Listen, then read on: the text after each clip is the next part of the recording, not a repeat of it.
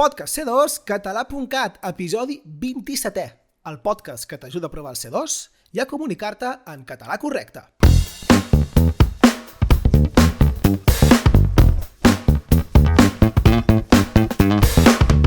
Benvingudes, benvinguts una vegada més al podcast de C2català.cat i avui us portem un repte. El repte d'avui és fer derivats verbals de paraules que t'anirem dient. Ja sabeu que ens agrada posar-vos a prova, fer-vos practicar. Si és el primer podcast que t'escoltes, sàpigues que si mires episodis anteriors trobaràs altres episodis on et plantegem exercicis i d'aquesta manera pots preparar-te millor pel C2 de català. Com anava dient, el repte d'avui és fer derivats.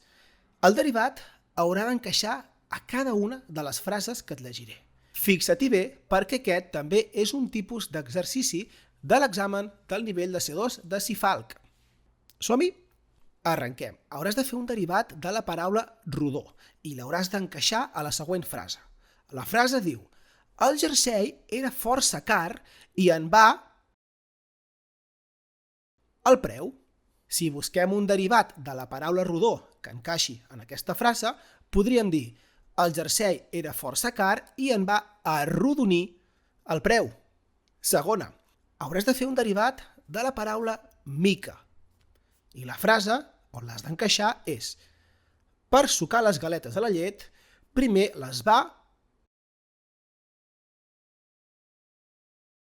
I la paraula és esmicolar. Per tant, quedaria: per sucar les galetes de la llet, primer les va esmicolar. Anem amb la tercera.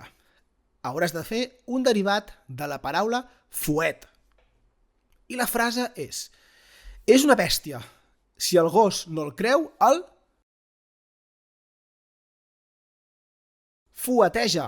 De manera que quedaria: és una bèstia, si el gos no el creu, el fueteja. Seguim.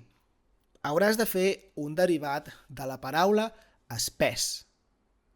I la frase on l'hauràs d'encaixar és: posa farina a la salsa si la vols espessir, o també podríem dir espessair. D'aquesta manera, la frase quedaria: posa farina a la salsa si la vols espessir o espessair. I anem amb l'última. Hauràs de fer un derivat de la paraula mirall i l'hauràs d'encaixar a la frase que diu: es va en una persona força mediocre.